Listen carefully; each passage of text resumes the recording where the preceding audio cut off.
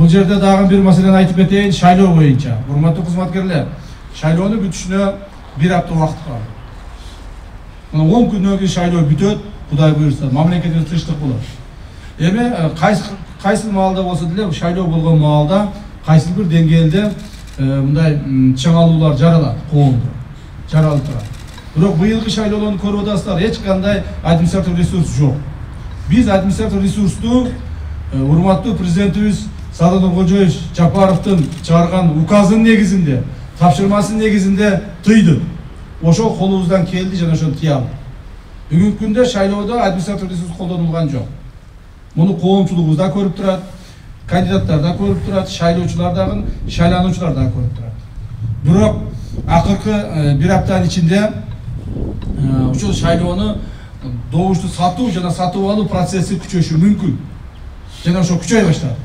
Кече эле бир мисалга айтайын, Бишкек шаарында бир кандидатты ушул маселе боюнча добуштар сатып алгандыгы боюнча шайлоодон четтетти. Борбордук шайлоо комиссиясы. Жана ушул маселе дагы күчөшү мүмкүн. Жерлерде да күчөшү мүмкүн. Мына Өзгөн районунда дагы маалымат бар. Мына эртең 1-күндөн баштап акча тарата баштайбыз.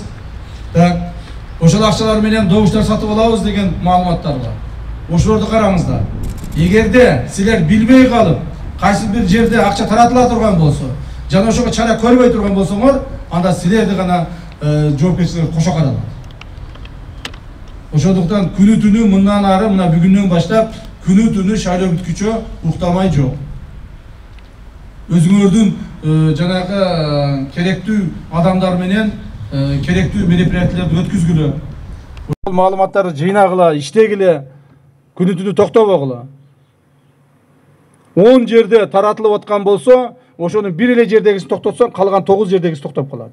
Эгерде 10 жерде таратылып аткан болсо, тийбей турган болсоң, эртеси ошол 100 жерде таратылып кетет. Мына ошо силердин ишиңердин результаты ошол болуш керек. Эч кандай шайлоочулардын добуш берүүсүнө административ ресурстун, акчанын же кайсыл бир адамдардын терс таасири болбош керек. Адам өзү келип, каалаганын тандап алсын. Каалаган кандидатын тандап алсын, каалаган адам депутат болсун. Эл тандаган, эл шайлаган депутат менен бүгүнкү бийлик иштөөгө даяр. Жана биз ошону аткарабыз.